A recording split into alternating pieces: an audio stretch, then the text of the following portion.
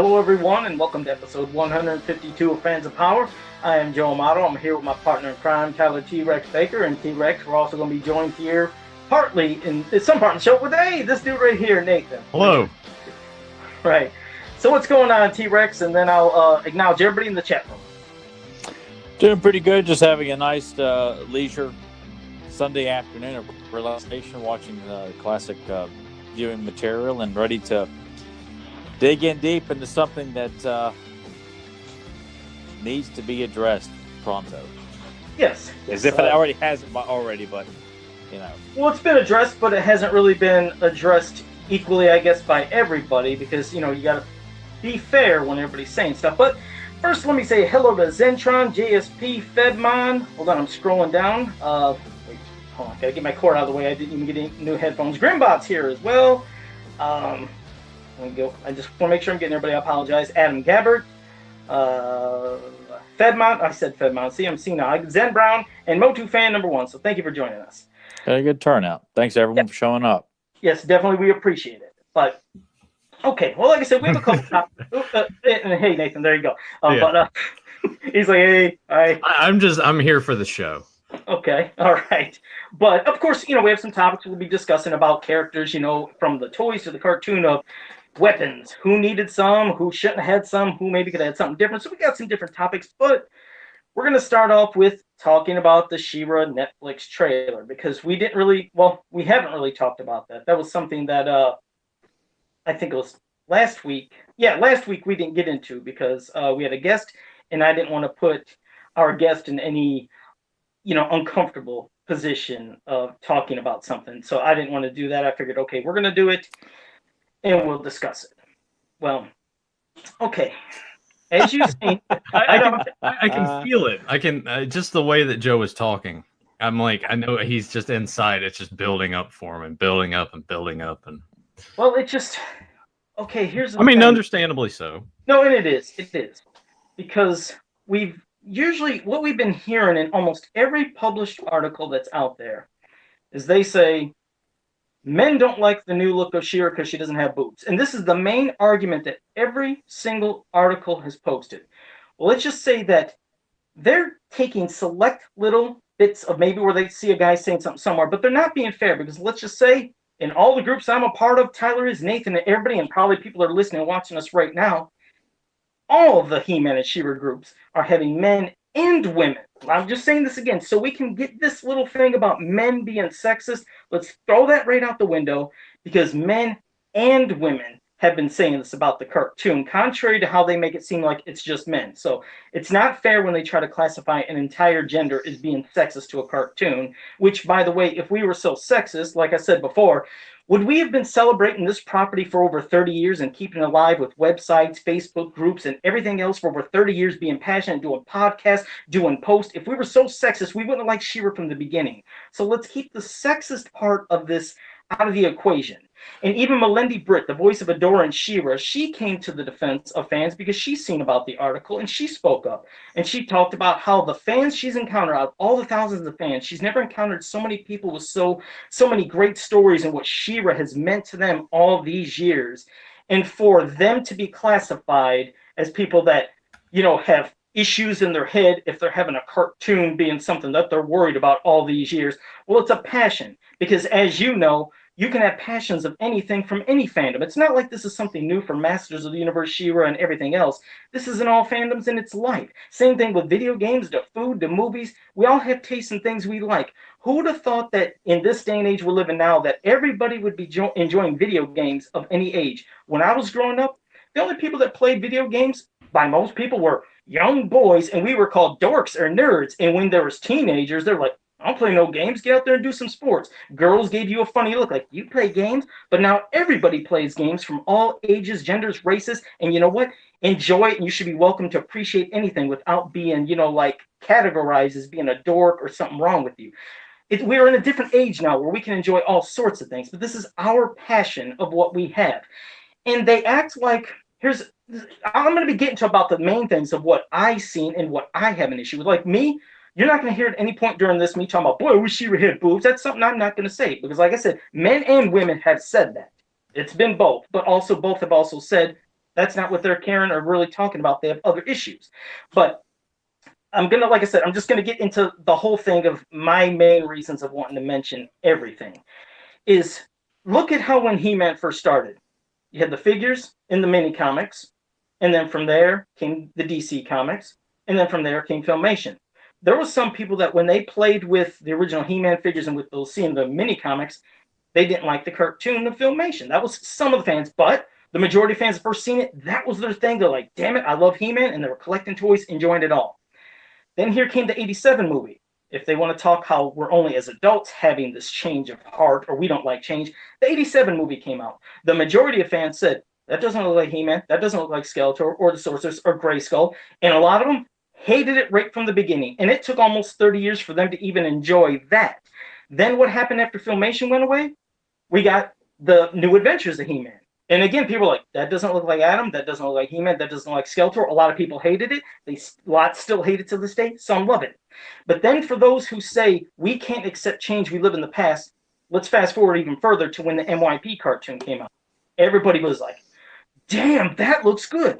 Look at Trapjaw, look at Triclops, look at Skeletor, He-Man, Tilo, Sorceress. We recognized what every one of them were. They weren't straying that far away from their designs, but they got, bam, a cool upgrade. So we do accept change when something is, wow, can dazzle us, and they can still tell a great story of fantasy. But the new She-Ra, yeah, there's designs I don't like. The things that I don't like, first, I don't understand the jewel in the forehead and not the tiara. I know when she goes into battle armor mode, the tiara has it and then comes over the face and goes down, covering the ears. But from the get-go, the normal look, I didn't like, because I don't like the tiara having it to where the ears are being shown, because I don't want to see He-Man or She-Ra's ears, because when you think about it, we didn't see it back then. For me, there's certain aesthetics to things that look goofy, and she looks goofy with ears. I didn't like that. So that's my critique. But then we talk about Frosta. Here's a character, again, I don't care what height she is, but you have a character who is carrying the power of cold, has the ability to shoot out ice out of her hands, who's wearing a fucking parka or a jacket. I'm like, I don't understand this. I mean, Iceman and a lot of the other characters in comic history, when you have the power of cold within you, you're not going to wear something that warms you up, because it's going to counteract your power, because heat is the weakness of cold and cold is the weakness of heat. So why the hell is she wearing that? That's a thing I look at, I just don't like. Shadow Weaver, she looked more like Spider-Woman. A lot of these character designs looked weird to me. So that's what I wasn't enjoying. Now, when we talk about other things I don't like, again, anime can work for, obviously, well, its category in certain other cartoons, but back then, growing up watching Voltron and Tranzor Z and a lot of other things, I liked them for that. But I wouldn't have liked those cartoons to look how the Filmation, He-Man, and She-Ra was, or G.I. Joe, to where their proportions are more like taking a human being's face and drawing them as looking like humans, but in a cartoon. But they didn't have the over-exaggerated giant eyes, the line for the nose, the line for a mouth. That's the stuff I'm not really a fan of, and I don't like that design with She-Ra. So that's the reason I don't like it. I'm just giving you my opinions on the designs like that. And then it comes to the people working on it. That's kind of really bugged me, is Noelle Stevenson. She's had a couple interviews already she's done. But from the start, when you see a tweet from somebody that is promoting a cartoon or anything in general, and when she says men lack imagination and self-awareness, you right from the go have pissed me off. Why would you insult an entire gender? What are you gaining by doing that? Because that is the most sexist thing you can do, is an insult an entire gender. So it's like, okay, you already pissed off half the fans that might want to watch this just by saying what you said. And then when they were doing interviews, she clearly says she did not grow up watching She-Ra or having knowledge of it when she was a kid, because everybody that's basically doing voice acting or writing are so young they weren't even born at the time She-Ra was out. But when they passed it to them, when they asked like the panel of her and a couple of the voice actors, hey, did you watch the original She-Ra growing up? And then they passed it to Noelle, and she was like, well, I know she did. She was like, well, growing up, I had a couple She-Ra figures, and, it's like a bag, like if you had Batman and Legolas and Godzilla, and, she's naming random figures, and she says, so I didn't watch the cartoon, but she learned to then research it.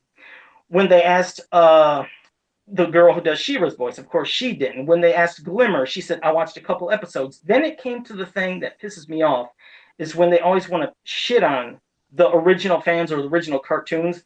They asked the guy who's doing Bo's voice, and they said, did you watch any of the original She-Ra? And he's like, well, I watched a couple clips.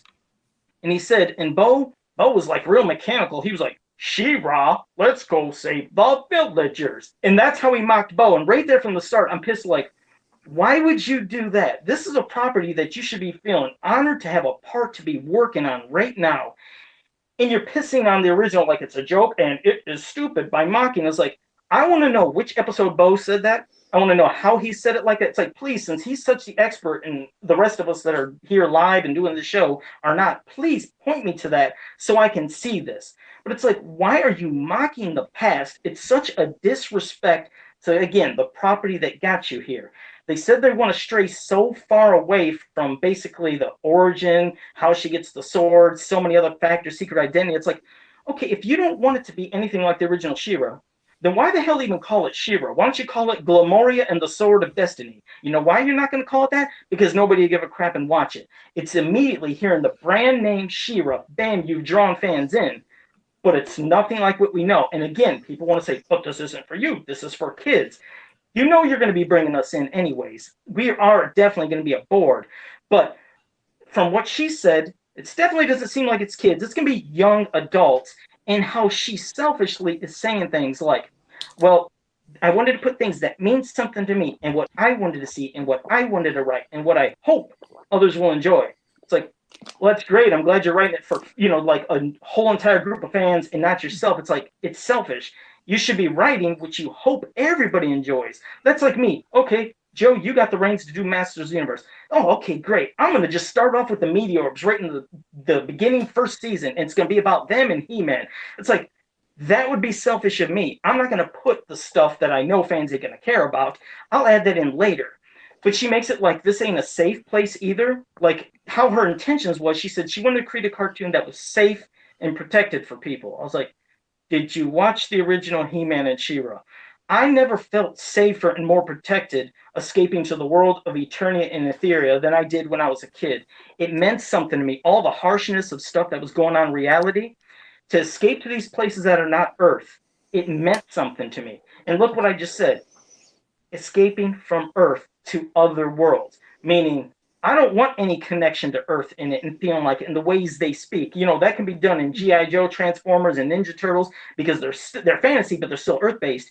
But that's why if you're doing fantasy, you got to skip some stuff out. Meaning, okay, why do they have to talk again like they're kids? Where the one woman said something like, yeah, I want her on my team because she turns into an 8-foot woman. I was like, do we really have to have a And then both saying, oh, so cool, and oh God, it's like, it's using that kid talk that I knew would do, but it's modern vernacular. And the topper is when She-Ra says, or Adora says, okay, Sword, let's do this. And I'm not lying. She says it exactly like that. I'm like, oh God. It's just these things, it was one after another. And we have always been embraced. If you look at the world of He-Man and She-Ra, it's a world of fantasy, obviously of creatures and beings that cannot exist. But all races have always been represented in genders. So it's not like we've ever shied away from having women or men in the cartoon or any other race. They've always been there, and they've been there within toys. They've been there within comics and mini comics and the Golden Books and UK stuff. There's plenty of places that you've seen everybody represented. But they come into this almost acting like we've never been about diversity.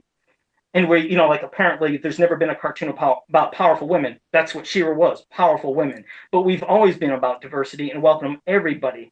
So it's like, this isn't something new you're bringing, but it pisses me off when they act like it's a new, original thing that they're bringing of a concept, which we've done before, and also with the secret identity. They don't like the secret identity aspect. That kills and now can ruin a lot of moments, angles, situations, stories of wondering how could Adora turn into She-Ra and get away. Yes, secret identities have existed forever in all sorts of medium and even life with people.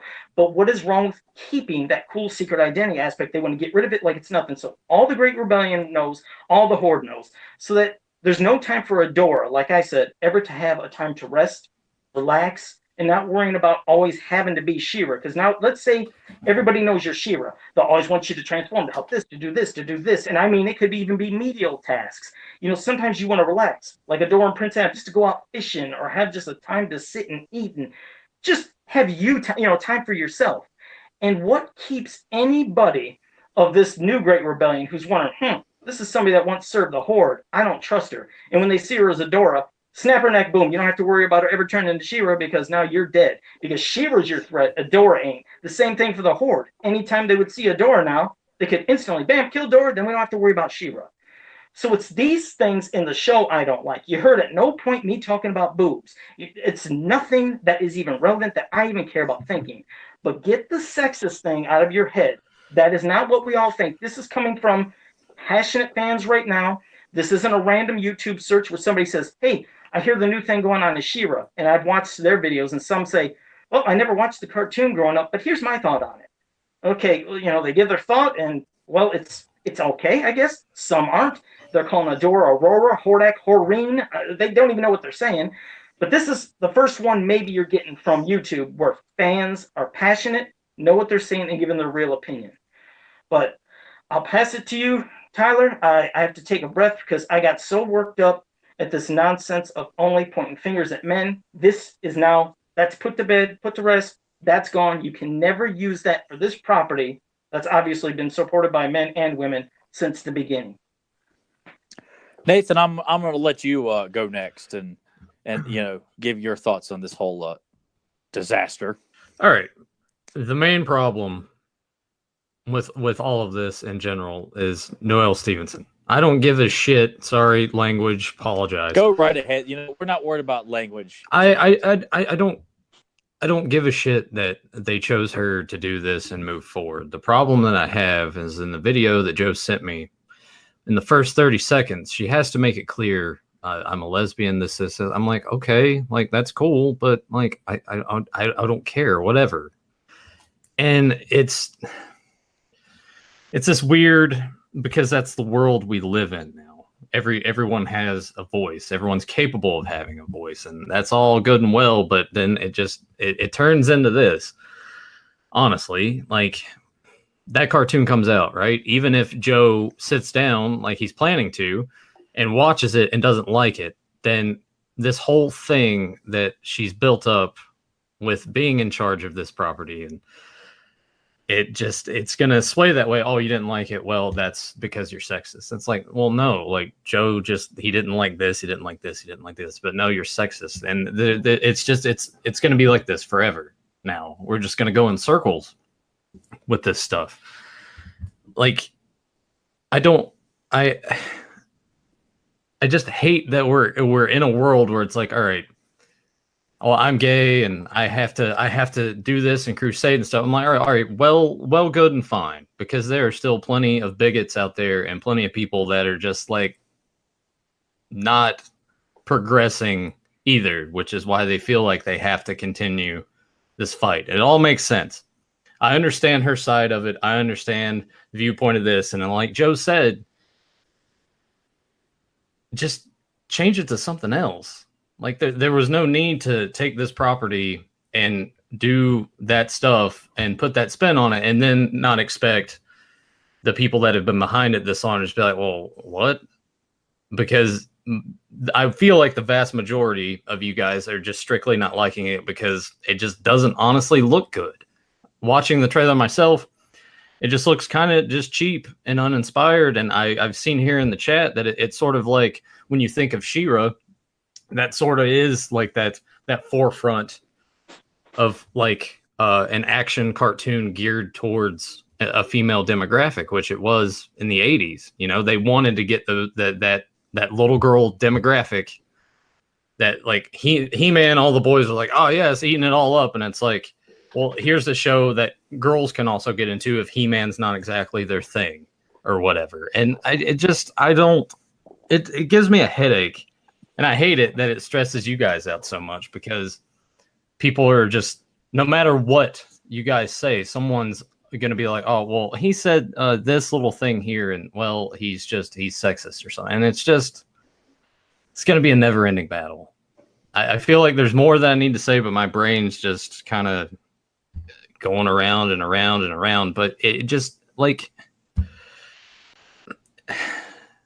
it's a cartoon. At the end of the day, this is a cartoon. Like, leave the politics out of it. Leave your agendas out of it. Like, it's okay to make changes to stuff, but don't make changes to things just because you feel like, well, this has to get my message across. And that's not what that business should be about, period.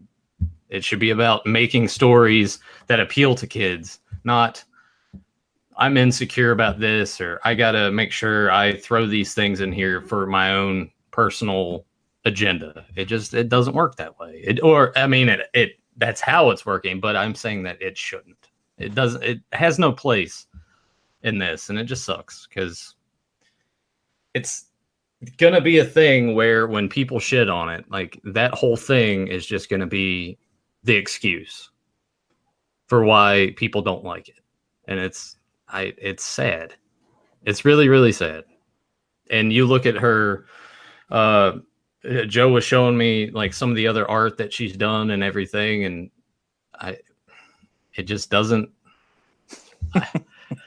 I feel like she got chosen for this job in a way of the books that she was putting out was winning awards, and people started to take notice of her. It's like, all right, well, let's give her a shot at this. And I just feel like it's sort of backfiring a little bit because she's saying too much about her agendas and this and that. And it's like, if she never said anything at all, would any of this even be an issue? Would it just be like, all right, here it is. It's not that great, but there it is. It comes and it goes. The Ghostbusters reboot immediately comes to mind again. People were up in arms. It's like, well, if you don't like this, you're sexist. It's like, no, it's not the point. I watched the movie and it's just not good. The comedy doesn't work. It's not funny. And it's just a pointless thing to do. I don't know why they did this. All right. I think I'm done. I'll pass it on to you, Tyler. I think most people too. I don't know how, sorry. I know how Netflix kind of gauges their stuff, but if you guys don't want to watch it, like, let that speak volumes. Don't click on it. Don't watch it. Don't give them the satisfaction, because all they're going to look at is the numbers. They don't care about anything else. They don't care about what she says. They don't care about what you guys say. So just speak that way. Don't tune in if you don't want to, it's frustrating. Sorry. Go ahead, Tyler. I love all your all's points to death. So I'm glad we're really just taking this time. And I hope everyone in the chat room is, I'm not hoping that you agree, but I hope you understand where we're coming from on this, because we're not out to be, because I will say this. Go ahead, Nathan, before I take off. Well, I was just going to say, like, even because I'm the type of person too, even if all the guys in the chat were to disagree with what we said, at least we can agree to disagree. Like, there's no point in sitting here and sniping at one another. Like, this community is, I don't want to say small, but compared to other properties, yes, like it is sort of a niche property, and you guys haven't got as much love and as many things. Like Transformers has had 27 movies and 38 animated adaptations, right? You guys haven't gotten that. And when you do get things, something like this comes along, and it's just like, what the hell? And I hate that it does have a tendency to just sort of split communities. There's always going to be this, but it's just, at the end of the day, it's a cartoon. Let's just get along. She needs to honestly shut her face. I will say that she just needs to stop talking and stop trying to make people feel bad just because they don't like what they see. It has nothing to do with her sexual orientation or anything like that. They're just like, you know what? This does not look good. What have you done to this show that people have kept alive for so long? And God, I'm just going around in circles. Go ahead, Tyler. Pass it along to Tyler. I think Noel and the rest of the cast and the powers that be behind the show are a bunch of lazy cowards. I think that's the for her to, if she was a prominent writer and they're going to give her a property that I think they know is relevant because adult fans have kept it alive. You know, the constant with franchises that fans like us around our age and older or even younger have supported it through either comic books, toys, video games, movies in the past or whatever. You know, they're vocal about what they don't and do like. And the thing today is that if you got all these fanboys, you know, they're very quick to just lump all of us in together as a very. I mean, we are we're the reason they make money off of these films. 5-year-old children don't know much. Okay, they have not experienced this world. Don't know these properties here. You know, when they're very quick to just jump down our throats when we don't like what they produce. You're in the entertainment business. You're taking a gamble on something. You either have got to expect people to love it or they're absolutely going to hate it. You know, that's the gamble you have to take with. And of course, now in today's world where everyone gets trophies and we can't be negative about anything, if people are negative about stuff, you're labeled as a homophobe, a sexist, a racist, all three, or one of many other negative terminology, excuse me, to get us to be quiet because we don't like the new Ghostbusters film. We don't like this take on She-Ra. You know, clearly, I think it's been stated from the beginning, and Noelle loves to emphasize she's a lesbian, as if like, wow, we've never heard of a lesbian woman before. We're approaching 2019 here, people. I think, you know, the media wants to keep it alive that there's a lot of homophobic thoughts and tendencies and remarks and racism going on. So, well, to be fair, there is still a decent amount of that going I'm not on. going. Yes, there is. I'm not saying that there is not. However, I think a lot of that is inflated by the shit you see in the media. I would agree that there are a lot of times that sometimes things like that do get used as a crutch. They do. So it kind of it sort of takes the blame off of things sometimes. But yeah, go ahead. Sorry. Yeah, I'm not a fan that, you know, she's come out and has made it a point that she's going to push her own personal agenda because she's a lesbian. She's going to go through and make a lot of changes that benefit the gay and lesbian community based on her own thoughts. You know, I think we're all aware here that, you know, not just heterosexual fans, there is gay lesbian fan support with He-Man and She-Ra. And I don't think, of course, I'm not looking for it either, but I think all of us, male, female, transgender, gay, lesbian, all of us, we all like what was presented to us. We're not asking for a lot of politically correct changes. You know, I think if people were smart and actually took the time, they would see that there are a lot of races represented in He-Man and the Master of the Universe, and also in She-Ra. But they're also not focusing on the fact that, you know, it's irrelevant. That's not the point of the story. You know, and that their whole reaction to this outcry of fans is just to belittle us, make us feel like we're not important, that we don't have a say because, well, you took the gamble and decided to make a cartoon that looks very, very below substandard in quality and voice acting and storytelling. It bit you in the ass, so now you can just label all of us and dismiss us to make us all look like, oh, we're all racist and homophobes. Oh, we better not say anything because she loves to tell everybody she's a lesbian. If you come out against her, oh, you must hate lesbians or some shit like that. Yeah, that's where it just. And yeah, and I know if it keeps going, it may come to that point where they're going to issue a statement saying that this outcry for She-Ra is due to anti-lesbian, anti-gay activists in the He-Man or some bullshit like that. So I'm not a fan that she is made a point to push a lot of these unnecessary changes. I don't know what all they are. I just know that there are some changes like that. And I do think that's going to become a common thing in popular culture and comic books. You're going to see more gay lesbian characters. I've never had a problem with that. But when you're taking established characters, I give you a prime example, and I just would love to know what people would say. If Marvel just decided to announce tomorrow morning, we've decided we're going to make Wolverine a homosexual. We're going to make Wolverine gay. The first big flagship Marvel character is going to be gay. Now, you'd have to, I think anybody blind, deaf, and dumb could detect quickly that the outcry would come like faster than a massive meteor attacking the Earth in terms of outcry and rage about that. Because you've got all this continuity about a character. What was that? Is that a real spit or were you doing? You get a hair in your mouth there, sir? Yeah, it was like it's some random hair or something like that. Killed my momentum there. But anyway, I just felt like, what would Marvel and the executives who made that decision, would they call all Marvel fans homophobes for turning Wolverine gay? I mean, probably, because that's the world we live in now.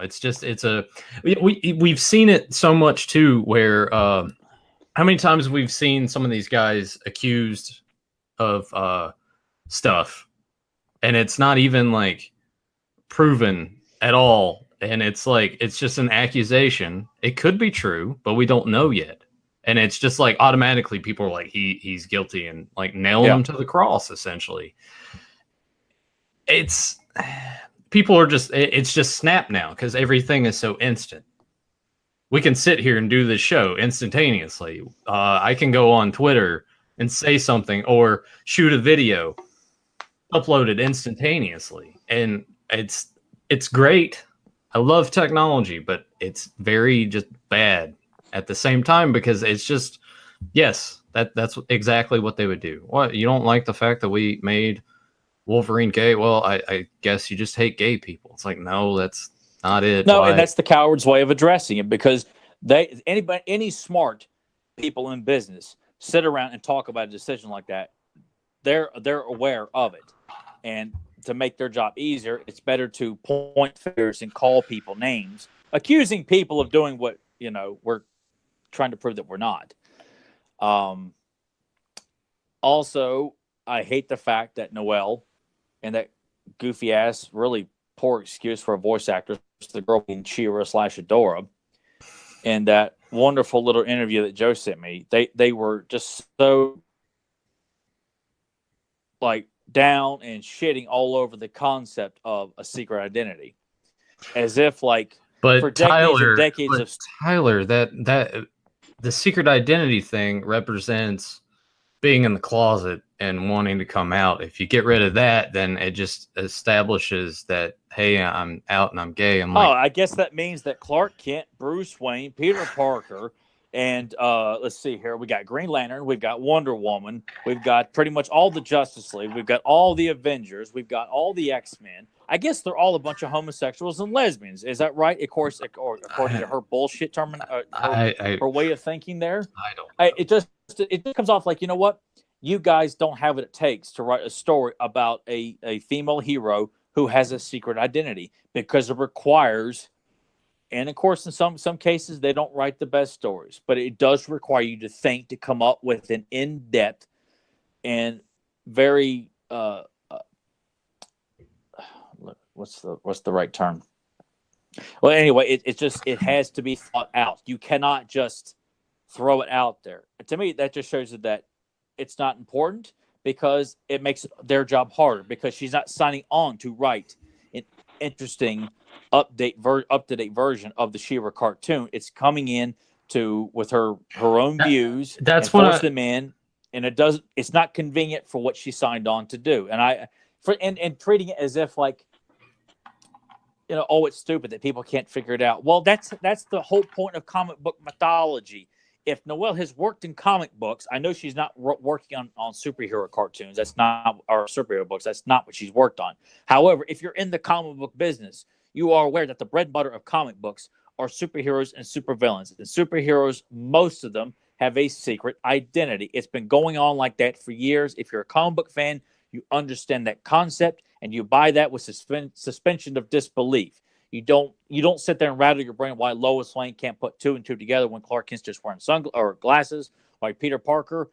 just is never in the same place as Spider-Man, but he always gets the pictures of Spider-Man, how Aunt May and JJ can't figure it out. You don't dig into that kind of stuff.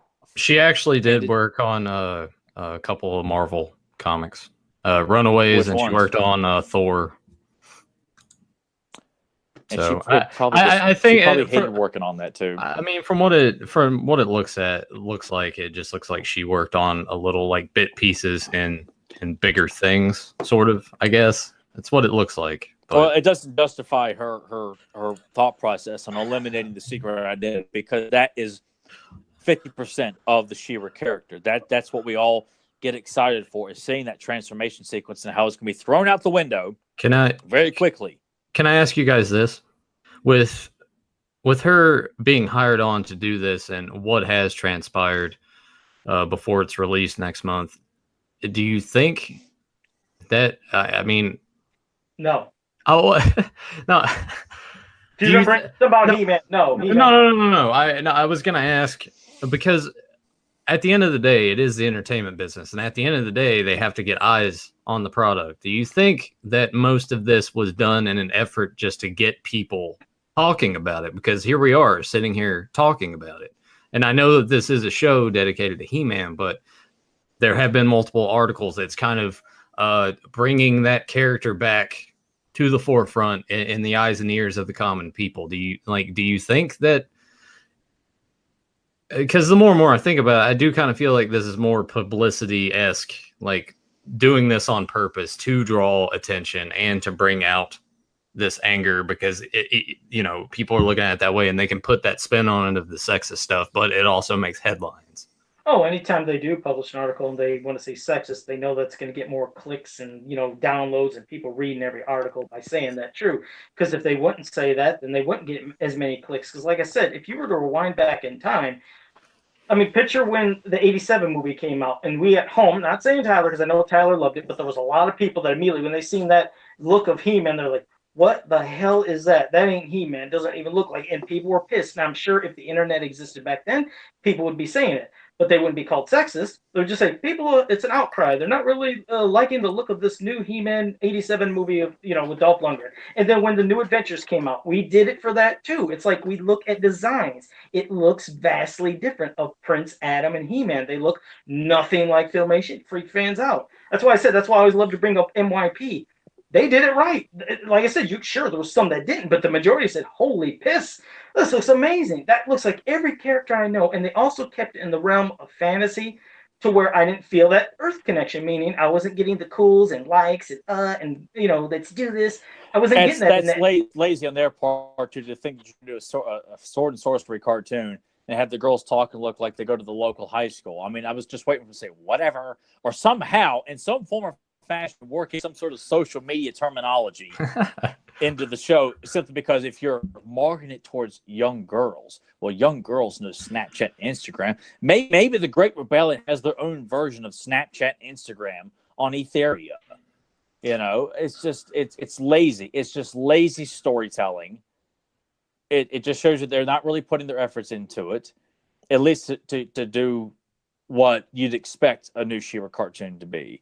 And I think people I hate this idea that when you see a bad trailer or you see bad footage and everybody comes out and wants to, they vent that they don't like what they see.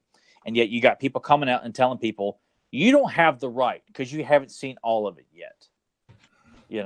All right. I've seen enough bad movies in my time that I saw a trailer. I'm like, oh my God, this is really going to be bad. I shouldn't go see it, but I go see it, and it's shit, absolute shit.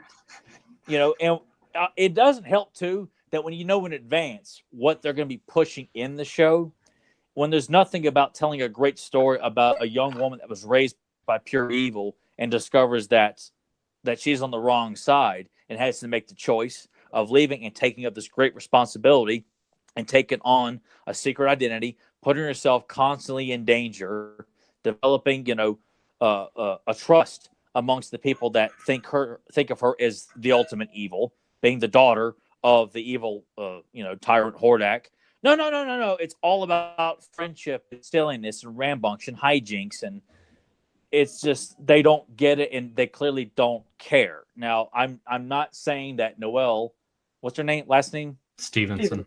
Stevenson, set out to purposely make a shitty cartoon. No, nobody goes out to do that. But clearly none of them did their homework, because they're all very dismissive when they're asked about it. Joe has already mentioned that. And it just shows you they didn't really watch any of the shows. They're not seeing what is really going on here. Yeah, it basically, it honestly really seemed like, hey Noel, we're bringing you in, we're sitting you down here. Your books, they're winning awards. You're really popular. We're thinking about bringing She-Ra into the fourfold. What do you think? And I imagine, because I think she's like 26 years old. If I was 26 and I think she's 26 and she was like 22 when she first started writing it. Maybe. I think she's been writing it for 4 years. I could be wrong. And like some of the voice actors are 19, 20, 21. They're very young. Like I said, don't really know what's going on within the world of He-Man and She-Ra. So you figure you would do as much research for definitely to write, and also even doing the voice acting. You figured you'd want to really soak up this role and understand who this character is beyond.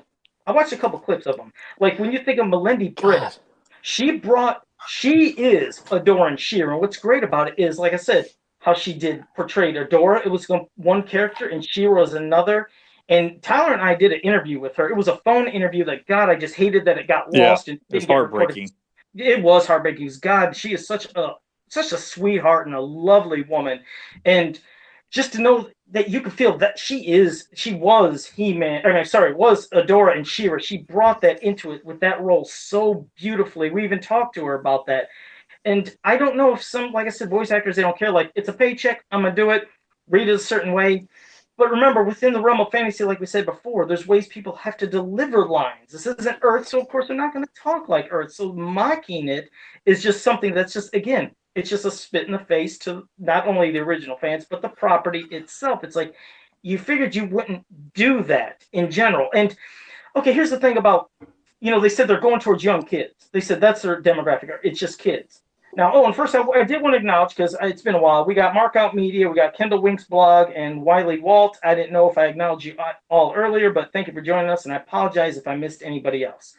But, okay, she said relationships, romantic relationships, they're a very important part, and are going to play an important part in this new cartoon. Now, when I watched, I'm going to say it again, when I watched He-Man bitch. Yeah, like, if you're gonna, go ahead, Joe. Sorry. Yeah, when I watched He-Man back then, I didn't care about that, and not because just I was a boy.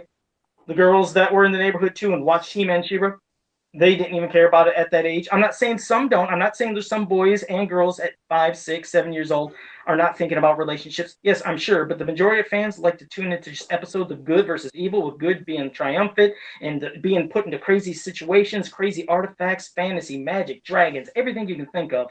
And relationships were like the least important thing that I even imagine. And also, I brought that, Nathan, to my wall. I was like, okay, because everybody says, Joe, you're not a girl. So what would you know about it when, you were young? And I just brought up, like I said, the people I knew. But I was like, all right, I'm almost going to find the ones that I grew up with along with new ones. I put the question on my wall. I said, what's the most important thing that you wanted to care about when you're watching a He-Man and She-Ra cartoon?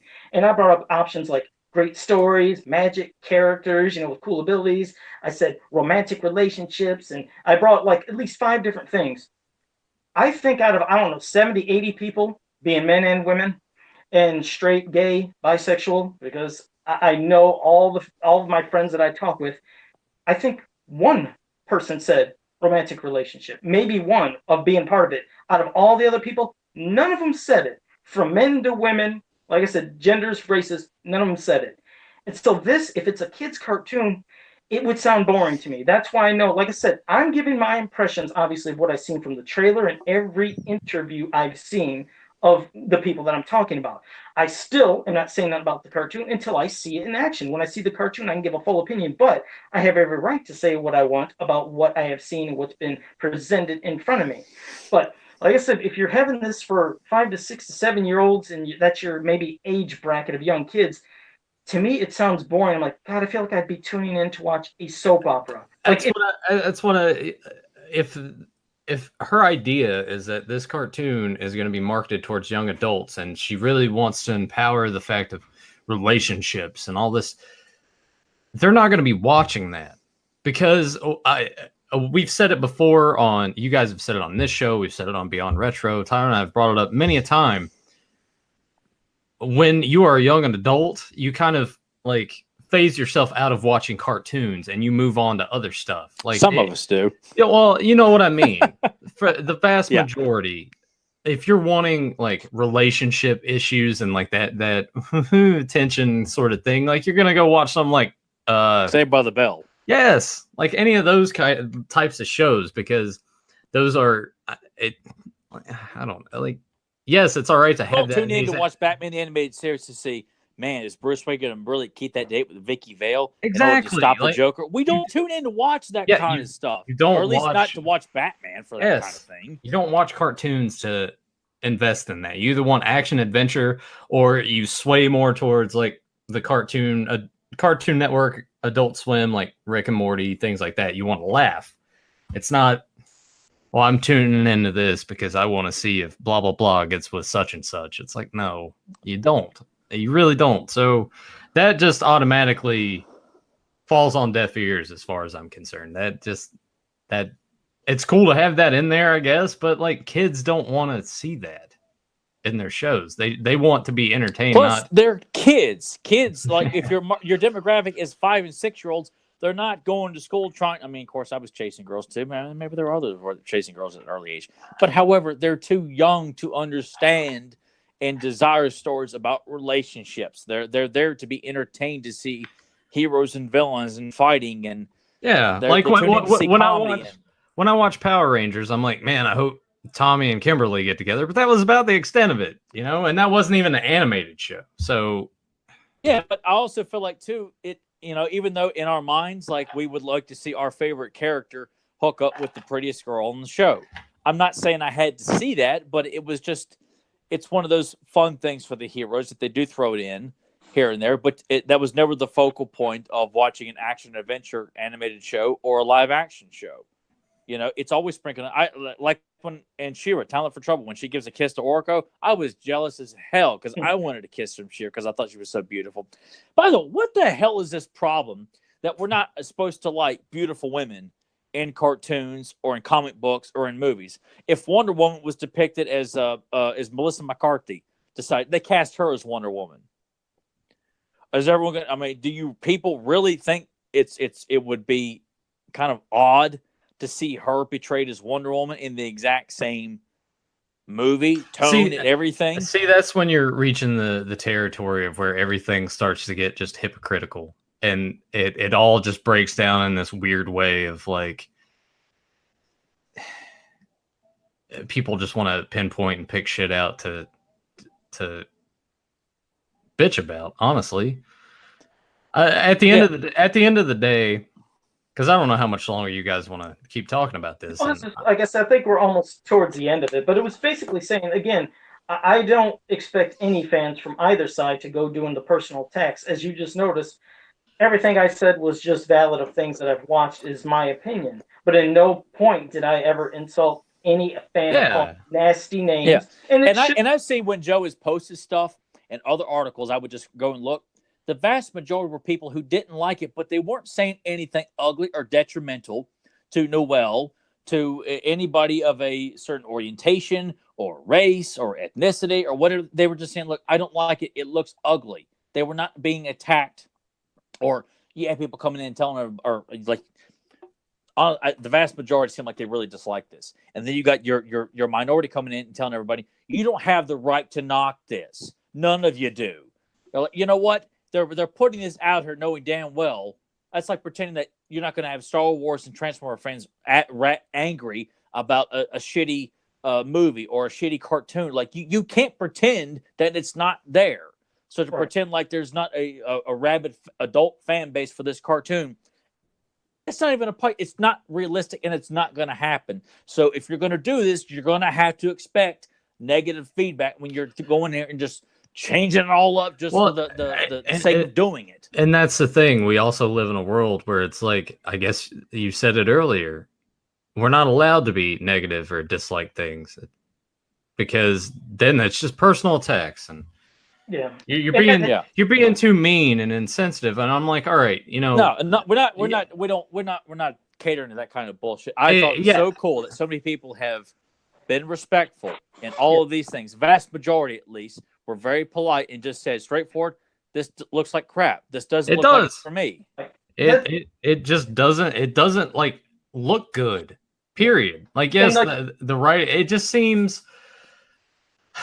It honestly looks like someone went out and crafted their own little thing on the internet and was like, oh yeah, here's my. It just looks very cheap. It doesn't look good, and it's not. It looks like it's just not written well, and I don't. There's nothing strong about any of that. Everything we saw in that trailer, not to mention everything looks ugly as hell, but there's nothing that says strength in this cartoon. The villains don't look terrifying or menacing. The heroes look like a bunch of bratty kids just trying to be all like just crossing their arms, doing the whole duck face thing, like they're going to take a selfie of themselves, kind of bullshit. Yeah. There is nothing that says this is a show about strong, heroic females taking charge and kicking ass of the evil horde. There's nothing that comes across that. It's strictly all about her agenda, and that's it. That's what it and seems. If we don't like it, yeah. Just from what's been said and shown, I mean, if she wouldn't have said any of that, I mean, I think she wouldn't have angered as many fans, and also the voice actors and other people mocking it. But I mean, it's pretty bad if the original voice actress of She-Ra is coming out and saying things. Yeah, like that. Yeah, exactly. She had to come to the defense because she got tired of seeing it. But you're right. It's like we always kept, like I said, I kept it respectful. Tyler did, Nathan did. I mean, everybody in the chat room seems like, yes, they were. I was gonna actually give them props before you guys move on to the weapons, and there was nothing negative. Yeah, it was great. They weren't being negative. And this is, like I said, this is what the fan community can be. Are there at times people saying nasty, stupid things? Yes. But it can be done on both sides and shouldn't be done. But the majority of fans are just passionate. It's almost with what you said back earlier, Nathan, when you're saying we don't get much.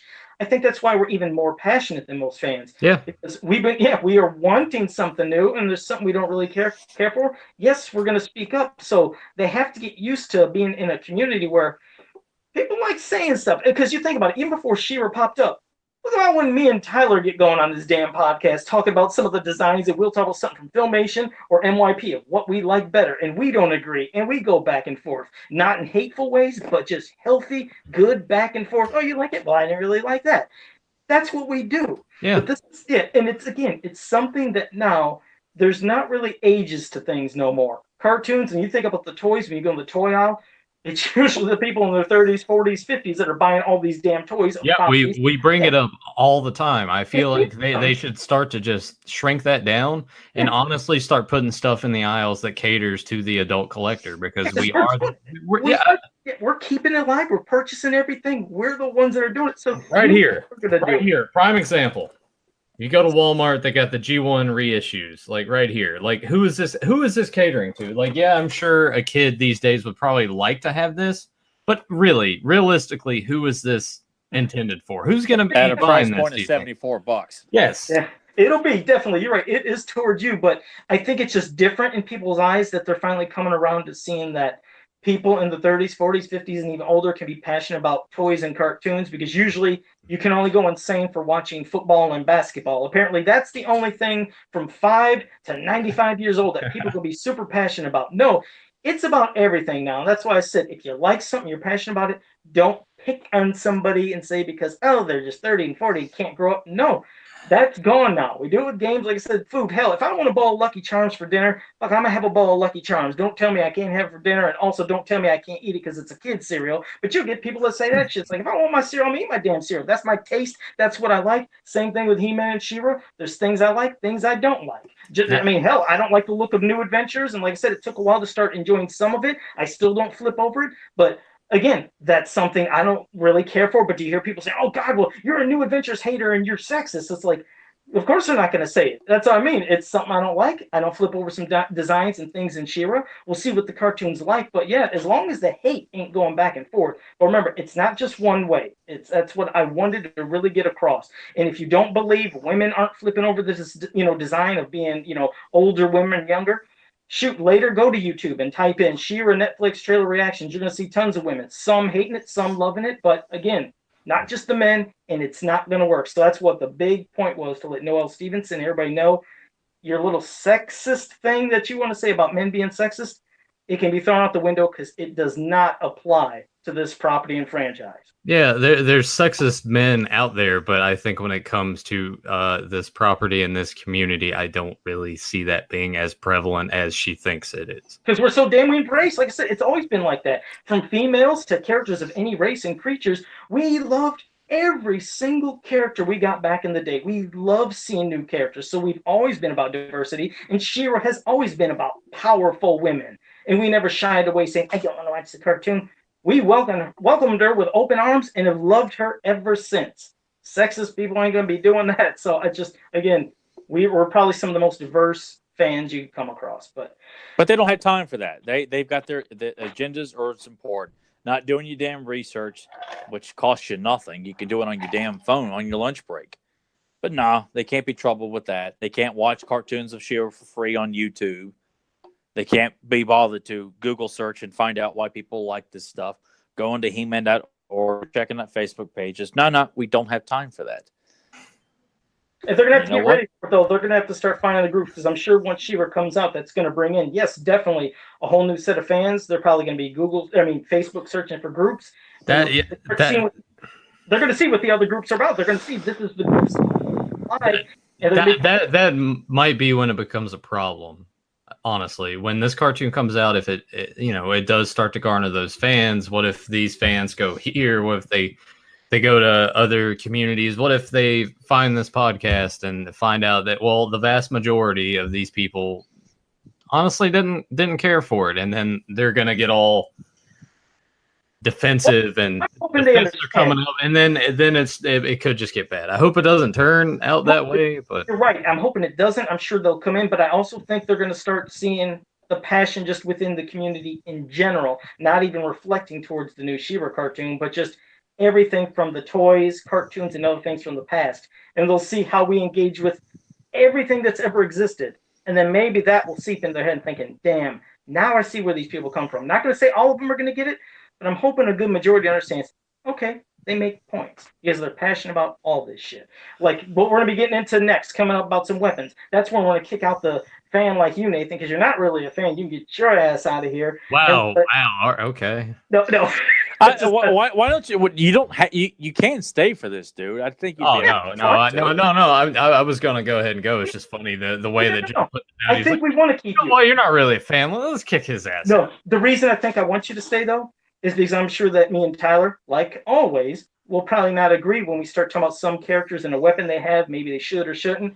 But that's where you come in with your honest opinion. No. I'm gonna go ahead and go. There's some Mario Party that needs to be played. And I think Emily's in there making some pretzels or something. So I hope she whoops your ass. I heard her in the background clinking dishes and stuff. Tell her. Yeah, I saw it would like kick to me. I was like, how much is that picking up? So apologies to anybody out there in the chat. I didn't hear it. Yeah, what the hell is going on there? I want to say this final thought on this whole thing.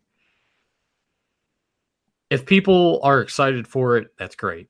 If people do not like it, it's great. Like, it's fine to not like something, and it's fine to like something, but don't sit here and get mad about it and try to blame it on one thing when probably that is very clearly not the point. I'm sure somewhere, we're thinking about all those little messages that were in Masters, and when Tyler and I were watching Brave Star yesterday, I could just see there's like a scene, with like He-Man and Orko where they're just sort of talking about like tolerance and all that stuff and just kind of setting the message across to people.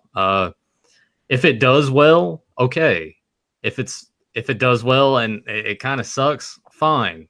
If it can lead to other things happening for these properties, all right. But I hope that people can at least be somewhat civil, and if things start to get bad, like at the end of the day, it's just cartoons and stuff. And yes, I know that people are so passionate about this. I'm one of these people that are passionate about animated things and horror films and all this stuff. Just respect each other. Just love each other. It's all about love. And I was waiting for you to sign off, say, take care of yourself and each other. Go Goodbye, everybody. I was waiting for you to say that line. It sounded like that's what you were leading up to. Man, but just come on. At the end of the day, just if you don't like something, cool. Voice your opinion. Fine. But just leave the attacking each other stuff out of it. It's just end of the day, it's pointless. Like, by the way, can you yes. say this, Nathan, real quick? This is yeah. Like, you were getting some love in the chat for that. Doing that, and then it says something like "game over" at the end. He like kills that counselor at the bottom or something. So yeah, it's a cool shirt. I got a kick out of it. It has like a high score. Of course, my thing's cover in the middle, but you see a couple they're making out, and then the last thing, Jason killed the guy. Game over. Love this damn shirt. Yeah, I'm gonna say again to the chat, like, thank you guys. I've been like just constantly reading everything, and it's so cool that all you guys that. Even though I've seen stuff, it's like, well, my 6-year-old niece is excited for it, and someone else was like, my 12-year-old daughter is just like, she's like, nah. It's cool that you guys can sit here and talk about this week after week after week, and you're always here for Joe and Tyler. And for the most part, I think there may have been times or two that I've seen it, but you guys are you're awesome. You respect each other, and it's cool all the time, and that's what it needs to be in everything. Anytime I do watch the news, I sit there and I'm just like getting a headache because I'm like, it doesn't have to be this way. It really doesn't. Damn chat room. Like I said, they're as much part of the show as we are. Like I said, they're fans of power. We're fans of power. So I love having everybody here. God damn it. All right, I'm gonna get my ass out of here because Joe's kicking me out. No, all right, get your ass on out here. One quick thing to Kevin Sharp though, but you can't do create a wrestler for me, Kevin. You can't do the Modulok mask. Put somebody with a scarf and get some kind of like hood or something. Oh, he only wants to do Tyler. Just to let you know that Tyler. Kevin Sharp says he's gonna make a Tyler character or wrestler in WWE 2K19. What Kevin Sharp is? Yeah, Kevin Sharp is. My God, Kevin. Oh, man. Bastard. I remember when Tyler used to. It was either I do remember Nathan did this for me because it was right after I bought a He-Man Ringer shirt with the artwork from He-Man and the Power Sword. Nathan put together a creative character of me wearing a Ringer shirt with red ringers and an image that was supposed to be reminiscent of the He-Man and the Power Sword. It was like a blurred logo, but that was representing me in jeans. And I think I gave myself I came up with my own moveset too, and I went to the story I'm pretty sure he just went with Brock Lesnar's moveset. I did do that once, but I did go through and do a creative mindset or moveset as well, where I could do spin kicks and charges and stuff. And I go through the store and that cheap tag team with Hulk Hogan and stuff like that. That cheap roll up that you always did. No, I did that with Jeff Hardy. No, that's what I'm saying. You gave yourself that move for your character. No, I didn't do that. It's cheap. I worked my way to the top, man. I came in the Royal Rumble #1. No. I won the Royal Rumble. I went to WrestleMania. I took on Hulk Hogan. And then we took on the NWO. No, he just kept spamming the run move, hitting circle. It's probably down and circle, jump up, Hurricane Rana, and do a pin. He just kept doing that over and over and over again until he got the 3 count every match because he's cheap. Well, Kevin, don't listen to him. Nathan's been a smart. You should be making me in that game, Kevin, not him. No. I need to see Kevin. If you do this, I need to see a screen cap of me and my. Put a nice heavyweight title around my waist there too, man. I got to see how this looks. Do they have tank tops in there to put Nuclear Man's logo on? Because he could probably put a Nuclear Man that'd be awesome. And a cape, maybe even give you a cape too. Yeah. Oh yeah, Kevin. Yeah, anything related to Nuclear Man or He-Man or Kevin knows the things that I like. So I trust it in Kevin's hands. It's completely safe with what Kevin wants to do. Kevin, we got to get you on the podcast to talk He-Man and She-Ra, dude. We got to get you on here at some point to talk all this, or even capes and commentaries, because he loves Thundercats and all the other great cartoons like G.I. Joe and stuff like that. So, hey, I think it'd be kind of cool to have one of those playing in the background, and we're just sort of asking him questions about his artwork and everything. That'd be cool. Yeah, it'd be a blast. Kevin, we got to get you on here, dude. Well, we'll see how he responds. We'll definitely. All right. People in the chat room, influence him. Yeah, pressure the hell out of him. Anyway, I'm gonna go now. Thank you guys for having me on. Thanks for the chat, for being super respectful and everything. And I'll probably pop in at the end and start typing stuff and making fun of Tyler or something. But yeah, you go right ahead. Always a pleasure. It was fun for a little bit. All right. Love you next week for mini comics. All right. Yeah, you guys have fun. All right. See you in a bit.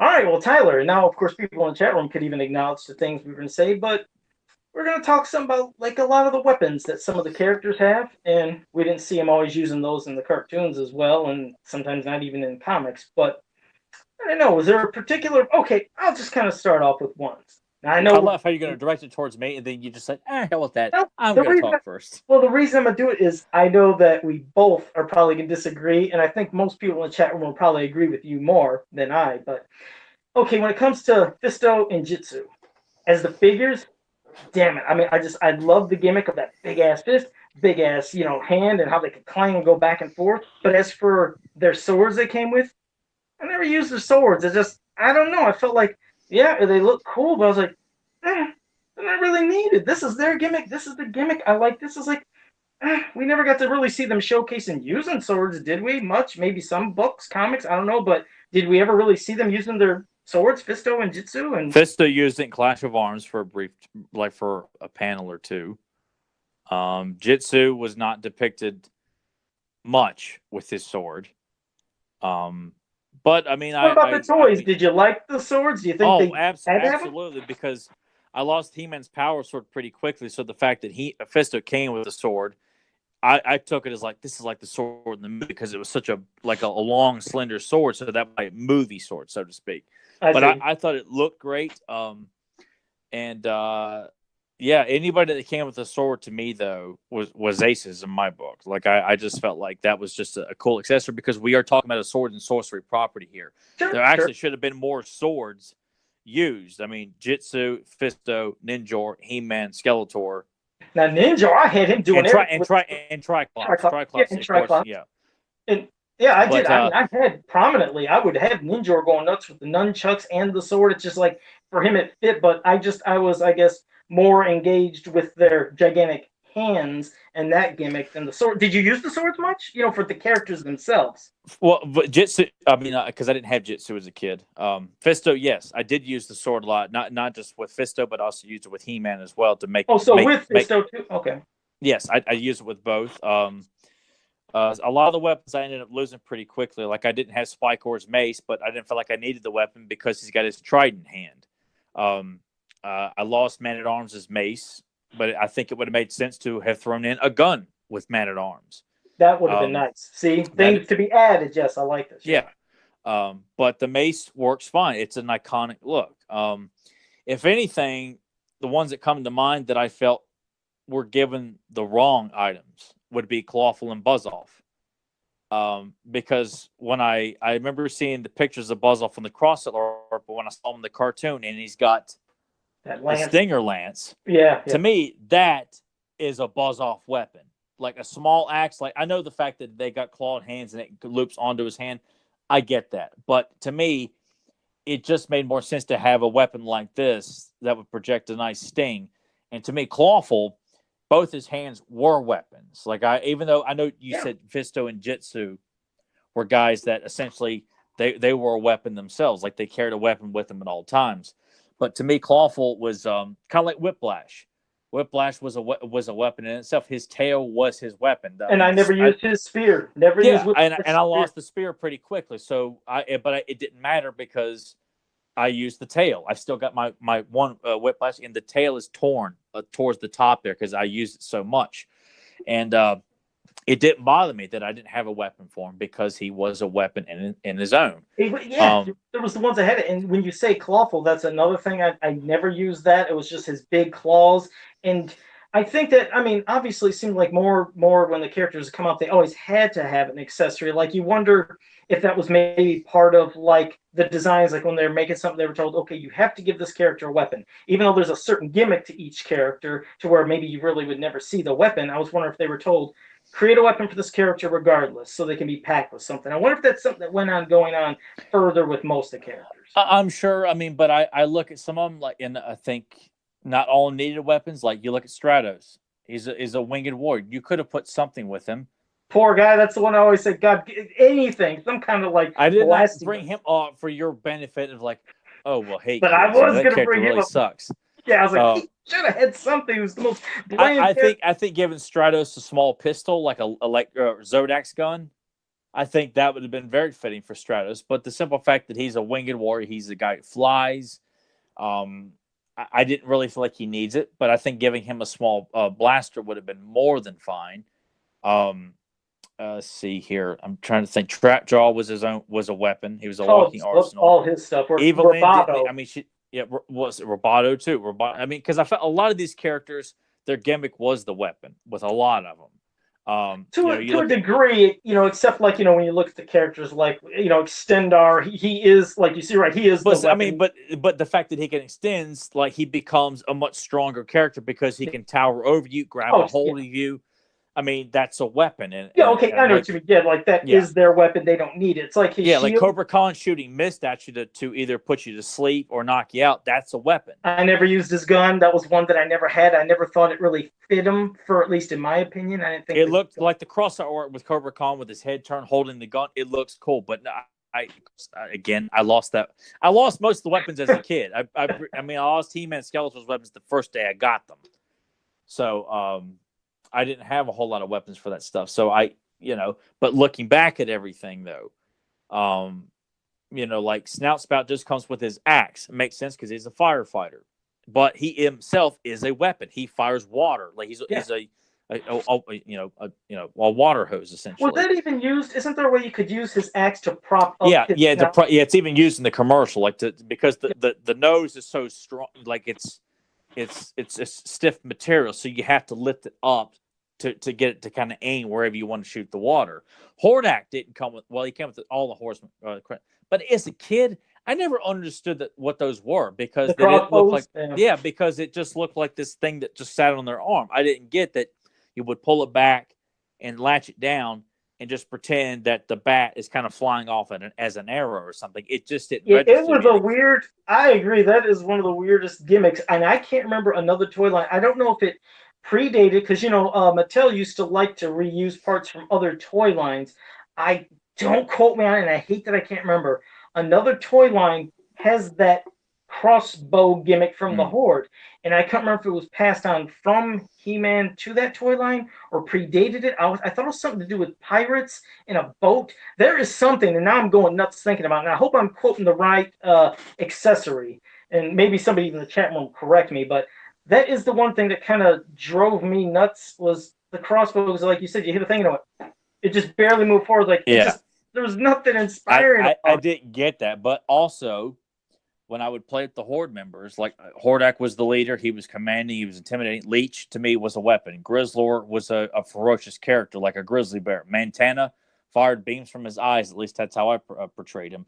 They had weapons within themselves. Leech with his sucking power to drain you and to grab a hold of you.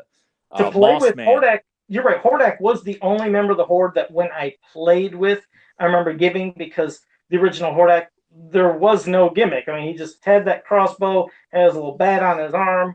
That was it. So I used to act like he was always shooting people and things. Yeah. But all the other Horde members, when I played with him, I was like, no, I'm not using the gimmick with that. I'm just going to use their gimmicks. Montana, like, I'm picturing beams coming out of his eyes. I used to love taking Leech and trying to have him suck onto somebody or hold them. And and that's how they're depicted in the mini comics. Like, you don't see Cobra Khan running around with a pistol in the mini comics. Montana just using the crossbow instead of his eyes. Like, they're all doing what you expect them to be, because that's what makes them such strong and interesting characters, is that they all have a special skill. It's a weapon, so to speak. Rayo Blast has got his full arsenal. Draxtor can run all over the place on his belly.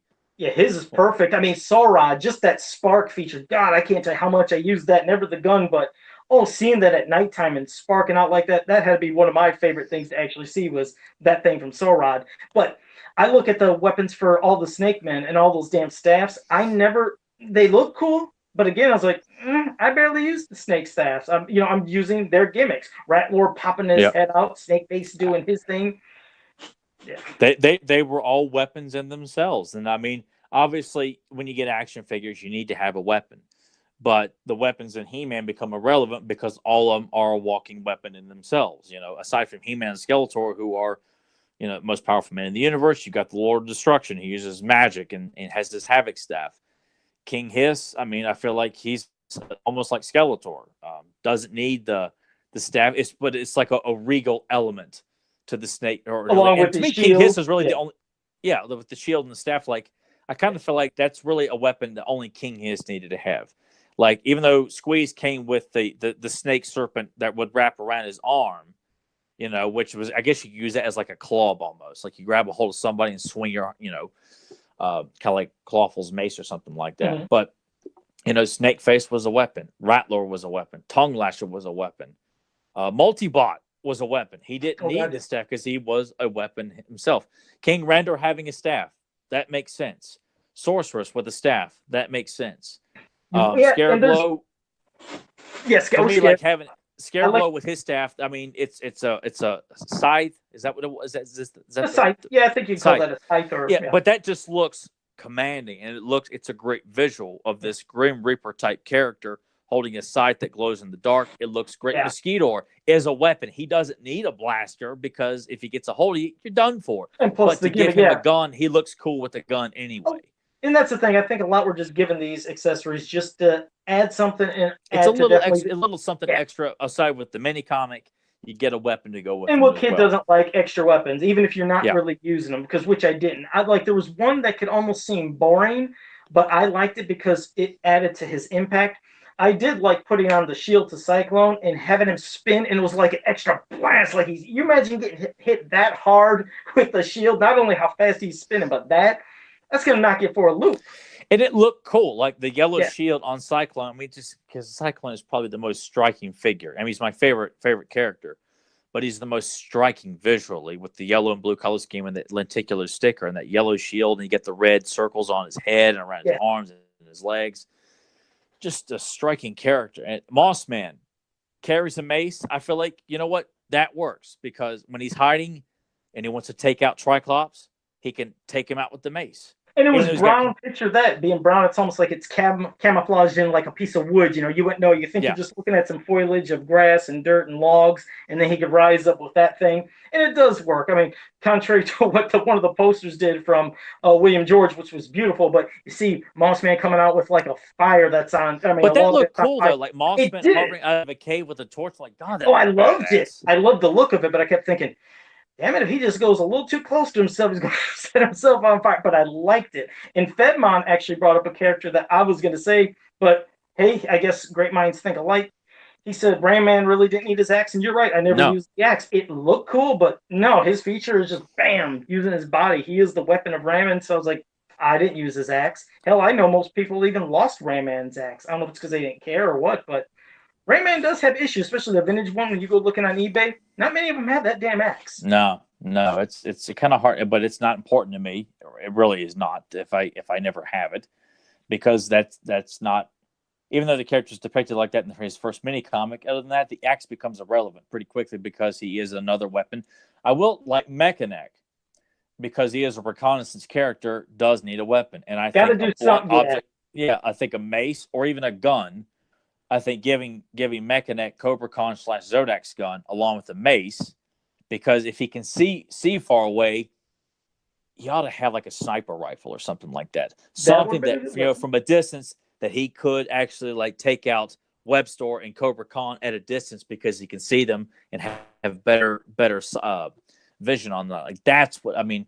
I thought Mechanic with the gold mace looked really cool, but I think he needs like some sort of like sniper rifle or something. I like that too. I would say the same thing sometimes when I was talking about characters that would fly. I was like, I never really wanted as cool as like the Staff of Avion and some of the other weapons, like that some flying characters could use. I always thought, well, God, you figure if you had that advantage of almost like how with Mechanic first being able to see great distances, picture being one of the very few characters that can fly. Having some kind of weapon that could blast to where you don't have to get in the mix with the swords or a lance or an axe, that's almost beneficial as well as having something to hit from a distance if you didn't want to come in close. So I used to picture that too. And there's two characters I absolutely love, but I actually hate their stupid accessory, and I might get flack for this.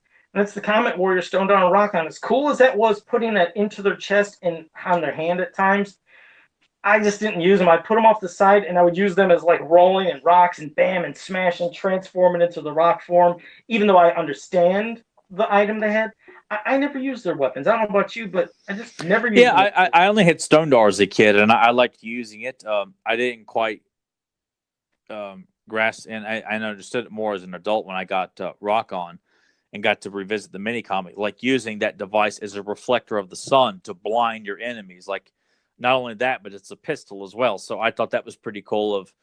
Of it's like a two-way weapon, so to speak. So I like it. However, they're walking, talking meteors. I mean, they can go in flight and just smash the hell out of anything.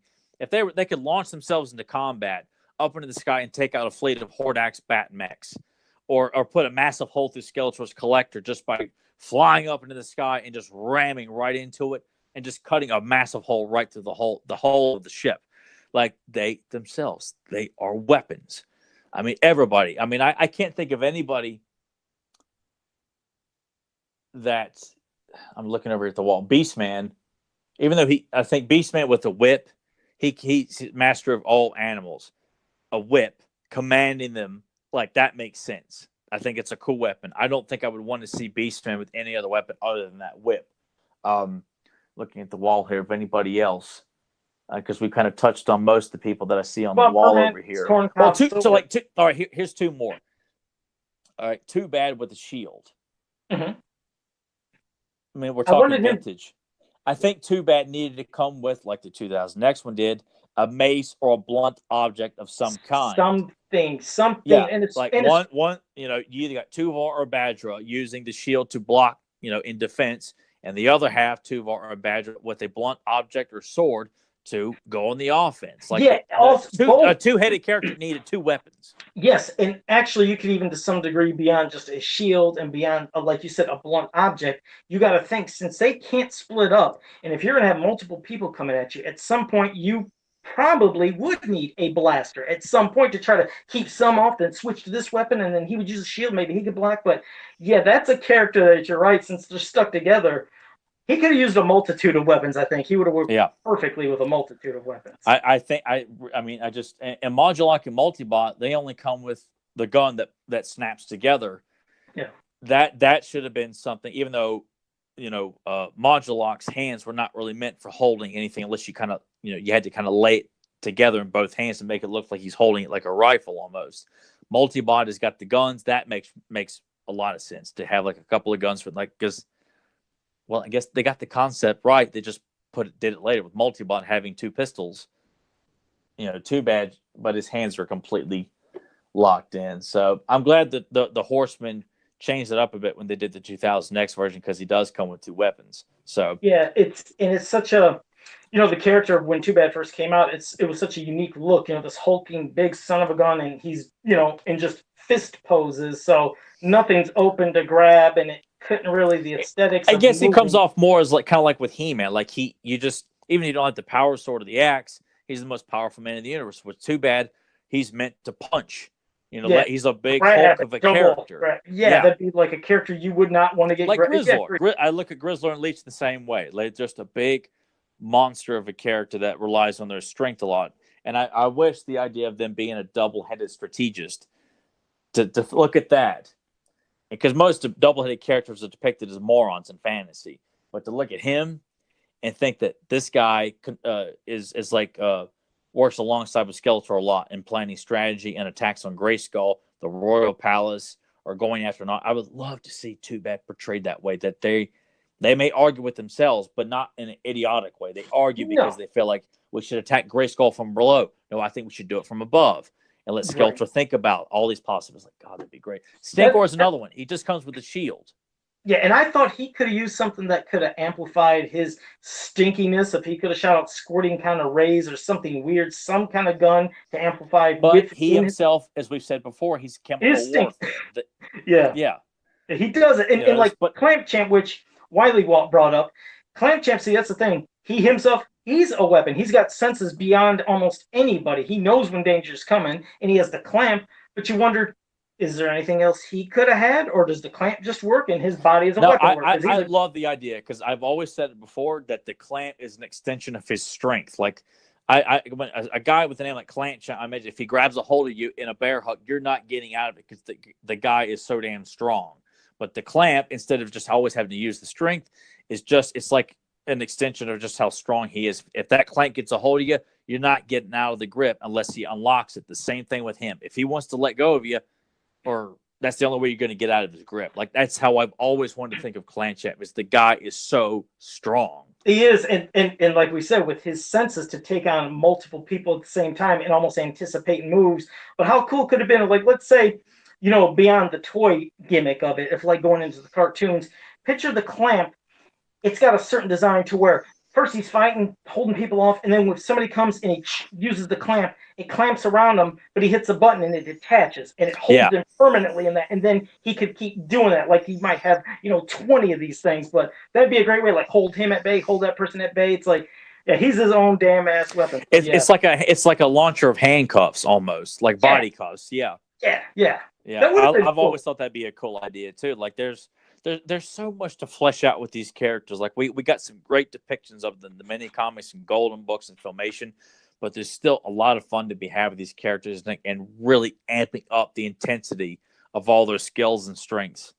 And the weapons, some of them can be argued, but I think for the most part, the characters are so interesting and kick-ass that that's why I had so much fun too. Is like, as much as I would have loved to have more weapons, I was content with punching and just assuming that if they approach Stinkor, they're going to start getting choked because he smells terrible. Or Cobra Khan, he sprays you, you're out. You're knocked out cold. Yeah. I just and Skeletor, I only had his Havoc except for a brief period. He's shooting projectiles of sorcery out of his hands. It's just, that's what imagination is there for, people. It is, and those are probably two of the very few characters that I told you I loved having either the gimmicks or some of the weapons for some of the characters, but the gimmicks, yes, that is their weapon. I had fun, and when it came to He-Man and Skeletor, yes, well, all they had, was their twist, waist power punch, and of course later on they got gimmicks with the different kind of variants and stuff. But as for the main two characters, you had to envision Skeletor blasting with his Havoc staff, He-Man blocking with the sword, and if he wouldn't use a sword, he'd pick up something and throw it. So they're the characters I could use without worrying about mainly weapons all the time in a gimmick. But I told you Stratos was the hard one for me to use. I loved him flying around, but he was the one that was like, I had a hard time getting into him. Even after watching and seeing in the comics with taking, shoot blasts of energy out of his hands, which was cool as hell. I'd have to do that at times. But you're right. That's when your imagination has to kick in for ones that maybe don't have the weapons or just an extension of something else. And I ask you this one too, because this one almost is like this character is so slick that he avoids combat because he can't be caught. Webstore. He comes with a gun. And I guess it would make sense that an escape artist and thief would need to have a silent weapon of some kind, because if someone is being detected, you need to take them out quickly so you can go about your job of grabbing this artifact or trying to get in and out without being detected. Matter how they had a silencer on that gun, huh? Yeah, I guess if you wanted to pretend that blaster you had was a silencer rifle or something like that, because that's what the character is. He's an escape artist. And do you think Webstore needs a weapon though? See, for me, because grappling hook, to me, if I had him as a kid because when I did get him, he was missing the grappling hook and his gun. He had the chest plate pieces and everything.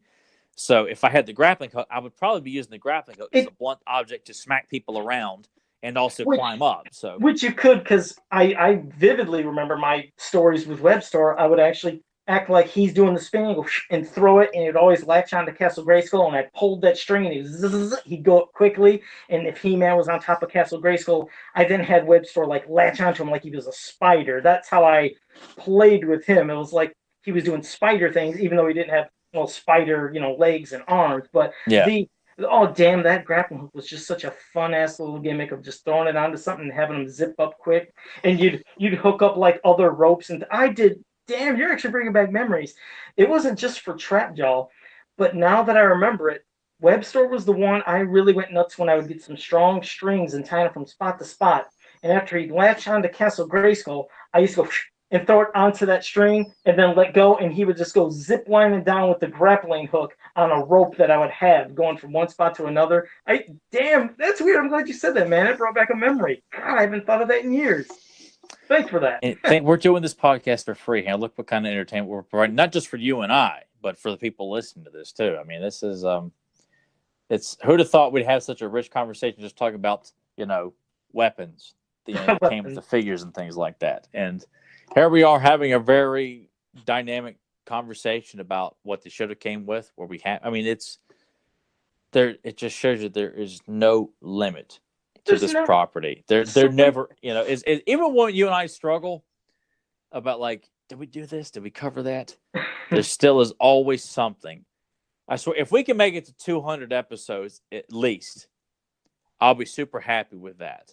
Oh God, we're gonna be going beyond that. Trust me, we're closing in on 3 years. Coming here on episode 156, that'll be 3 years straight. So that'll be a doozy. It's gonna be all involving the fans and a lot of stuff. And like I said, with the Master Universe Jeopardy and things and winning prizes, that'll be good.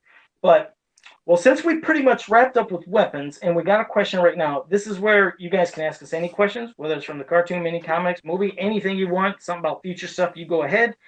And I'll jump to the first question that we have from Zentron. He said, if you were given the opportunity to design a new Masters of the Universe character, what abilities, powers, gimmicks would you give them and why? Do you want to take it first, Tyler, or do you want me to go, or what? Repeat it one more time. I was just texting Nathan real quick. He said, if you were given the opportunity to design a new Masters of the Universe character, what abilities, powers, gimmicks would you give them and why?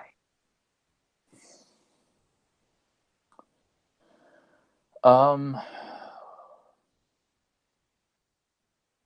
know what? I know we kind of got one. Well, we did get one in the cartoon, but we did get one in the toy line. And I still, even though I still want Icer, I still think an ice character. I know we got Icer, but I think something along that, or I'll take that back, a fire-based character, a character that is Lord of Fire. Someone that is their strength. You got Icer. Working for Skeletor, He-Man needs someone that can control fire. So that way you got fire and ice on the battlefield. So yes, I think a character that can manipulate fire, not saying he's got to be like Human Torch, but we're saying, someone that's kind of looks human, but he's got a fire motif to him as well. Maybe even a flame sword or something with flames. Yeah, a sword. A sword made of flame, an axe made, kind of like how Drago Man's weapons looked. Oh yeah. Kind of like that. So that way you got Drago Man and Icer would be, foes of this fire-based character. So yeah, I think a heroic, because you would look at the guy who fights fire-based character. He's probably a bad guy. Like, no. He's a good guy, And what's even cooler that is, like, you see the gimmicks with Hurricane Hordak. You've seen something with Sarad. But could you imagine if, like, one of his hands, when it held out and you did a gimmick on the back, sparks that look like flames come out of his head? Damn, shit, yeah. I like that. I like that fire character. I told you, I've always wanted something like, I don't know, a gargoyle or some kind of werewolf creature within the world of Masters in the Universe. And the gargoyle character, I don't know, having something to do with stone, some kind of like ancient, like gravelly looking big axe, like hammer axe, something. He's got to look rough and gritty. And maybe he would have something that could snap on almost like a shell, but when it comes out, he would look like he's in some other kind of like, demonic form. But some kind of gargoyle character. I've always been fascinated after seeing Chris Picone do one a while ago, thinking, damn, a gargoyle or even just a wolf character, just something like that. Yeah, we desperately need a wolf, whether he works for Hordak or Skeletor, like a guy that wants power and will take on the curse of becoming a werewolf because he feels like when the moon is full, he can go out and be he can hang with the big guys. But when the moon is out, he is like a thief or a guy that infiltrates a tavern trying to listen to something, goes back to Skeletor. And then, unless Skeletor commands it, the guy becomes a werewolf when the moon is up. Let's not do the whole full moon thing because that just becomes a little too unique to Masters. Could have been cool and different. Yeah. Whatever spin or twist. I'm quickly going to let's see if I block that camera. Am I blocked right now? Yes. Okay, because I can't be getting up while you guys see me move and seeing what Well, I'm Nathan grabbing. just told me live on the podcast here he ordered himself a trap jaw loose for $70, and I'm assuming it's a trap jaw classics figure. So Okay. good for Nasty Nate there. He's wanted a classics trap jaw for a long I was time. wondering what he did. And Adam Gabbert, like I said, he wanted me to show Trevor Goodchild's one of his key weapons that I did. See, now I'm waiting for just to let you know, Adam, and others as well.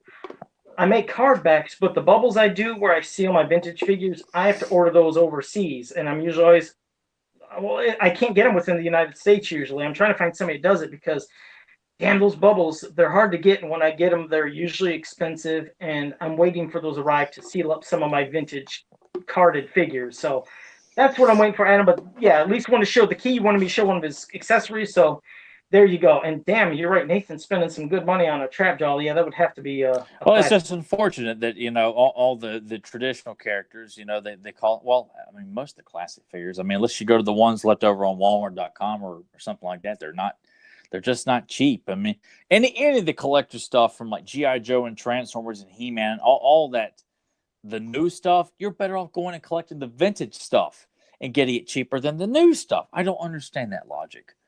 But yeah, I'm pretty sure Nathan can get a complete loose trap jaw vintage a hell of a lot cheaper than the classic version of trap jaw. Yeah, and you think it'd be the other way around, but that's what people have to do. One way or another for any of them, yeah, you're definitely gonna be paying some money. And yeah, Fedmon, yeah, this is definitely it's like group therapy. So that is what's great. When we talk, it's everybody can, like I said, we usually come to some common ground, even if there's any disagreements or anything. Yeah, we don't go at it. We never try to do that. And like the if I feel like I've upset Joe in any way, bullying, I feel terrible about it. I mean, it eats away at me like a carnivorous bacteria. If I get off talking to Joe, I'm like, I think Joe's upset with me, and then it just weighs heavily on my head, and I'm walking around with this imaginary anvil on my head, while I'm at work or something, and then Joe's like, I don't know what you're talking about. I'm like, shit. Shit, yes, exactly. But no, we always try to keep it cool. But okay, let me see. Then Brown said a female heroic changeling like Catcher would be cool. Yeah. I like a shape shifting female character. That'd be pretty badass. Yeah, especially was there a character? Was there an idea? Now I know that we seen Netta back in the day was just gonna be a giant net, but didn't Axel create wasn't there gonna be an idea where they could have maybe had Netta looking like the bigger? Or she looks like a shapely woman, and then when she would expand, she becomes the version that you saw in the created character contest. Yeah, and you'd wonder how it would work if it'd be a snap feature or what. But yeah, something like that could be kind of different, almost like shedding a skin, like maybe the old King Hiss. However, you can. Yeah, if something like that could be done, it would be cool. But yeah, because Netta, I always wondered back then, even when seeing her, I was like, how could they make that character? What could they do to make? I just think having her show up in a standard kind of female buck with the skin tone of a net all over, and she comes with an accessory of an expanded version of herself that you could just kind of pop up as if like she was going to wrap herself around somebody. So because from a visual standpoint, Axel's design of that looks it buries the original design, but it makes sense though. Yeah. No, it does. It does. It's just incorporating the figures can always be tricky, but definitely, more changelings definitely would be cool, especially if the changelings can accomplish something. But JSP said, did you guys watch the 1940s style fan made trailer? I don't know. He's talking of. I don't know of what though he means. Yeah, I'm not sure what he means by that either. You might have to follow that up, JSP. I didn't know what that meant. Just want to see if there's anything else. JSP said, I'll say that the classic figures are designed better than the vintage. No, I mean, they're great looking. They're amazing looking. Like I said, it's just taking our vintage stuff and souping them up, more articulation. But some of the vintage ones at least keep their action feature gimmick, which that is still cool because, I know they didn't want to do that with classics. It would have cost too much. But I guess that's what you can appreciate both for. The vintage ones for all their action features and still looking badass as hell. And the cool upgraded ones for classics, more articulation, more detail. Yeah, respect to definitely both of those. Let me see.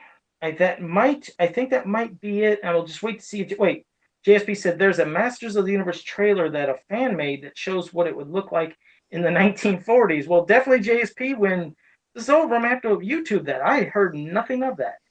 It sounds That's news insane. to me. I've never heard of such a thing. All right, but okay, well.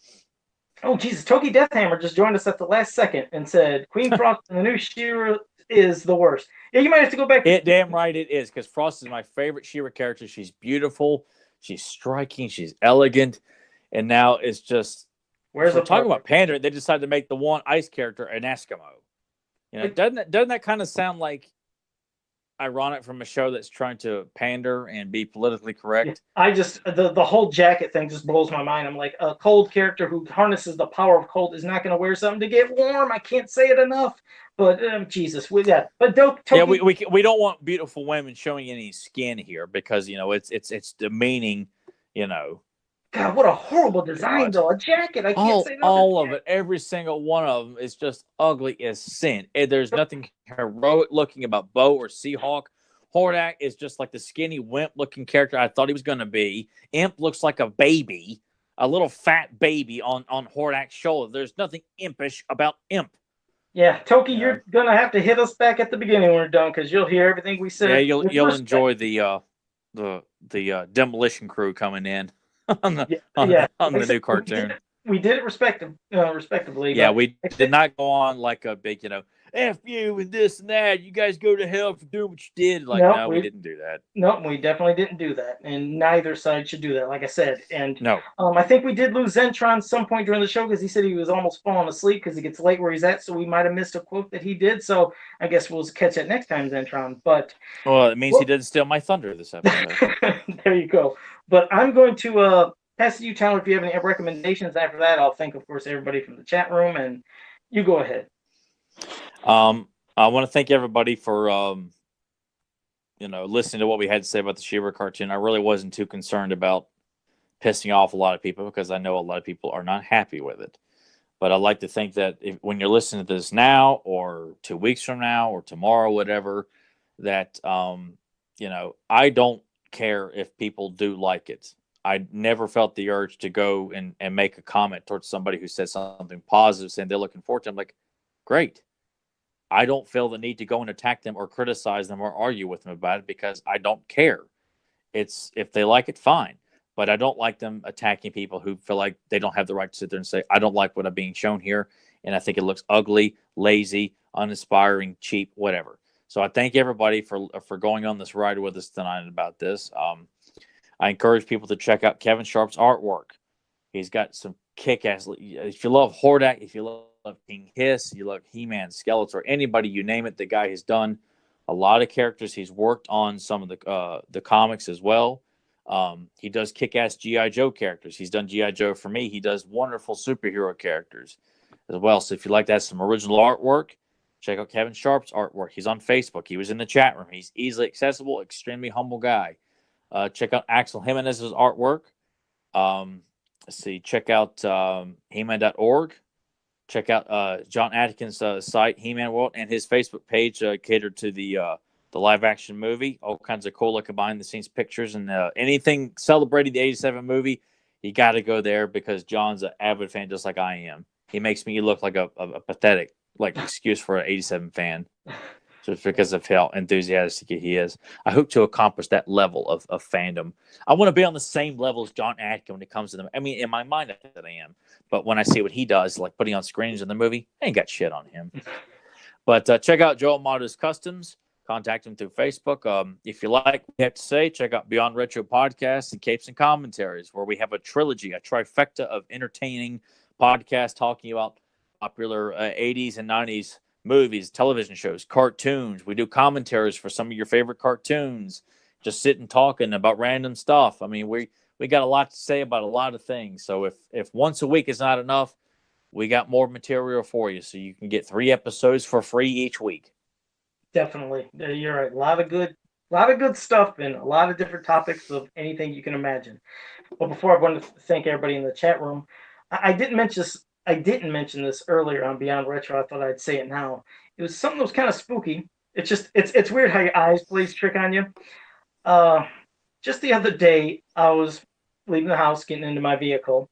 There's been, since I moved into this area for about maybe 8 years, 9 years, there's this little cherub. I don't know if that's what you call it. Those little white things. I Yeah. mean, it's a white statue. Yeah, and he has like a book in front of him, and I don't know if he has like a violin, ukulele, whatever. I could have swore I got in my vehicle, and as I turned over for whatever reason to look that way, I thought like I said, for whatever reason, I turned towards and looked at him in my yard. I swear his head was like this, and then it went like that, and moved. It was him. It was him. It freaked The fat me baby in your yard. Oh shit, Tyler! I can't tell you. I sat there in the vehicle. I sat for like 2 minutes, just looking like, did I just see that? And I kept waiting. I was like, okay, but man, your eyes can really screw with you because I swear that his head was like that way, and then it moved. And what a spooky moment! Oh, it's damn October and Halloween time, so yeah, I think my eyes were just messing with me, obviously, because But if it's going to happen, it needs to happen during this month here. So yeah, just don't want to. Yeah, if you're going to have crazy cherubs after you in your front lawn, I think now's the time. Wake up and the sun bitches in my car or something. But all right, but I did want to say thanks to every one of you guys in the chat, and we love having you. I love the interaction. Like I said, anytime you guys have questions, you can always be bringing that during the show. I tried to get to every one of you. I hope I did. Because like I said, it's a blast. And when we get to episode 156, it's definitely going to be dedicated to you guys. We're going to have some fun. So all I just want to say is until next time, have a powerful day. Counselor, come out wherever you are. That's a good one. I can get some Cape Fear. I got Cape Fear. Oh, I got something. I'm a winner. I think it's like there's no way in hell. It's like, of course, I said this every week. Joe should be able to get most of these, but yes, I think everybody knows at least that quote. Yeah, definitely. If I didn't get that, you could have really chewed into me. But see you guys next time. Later.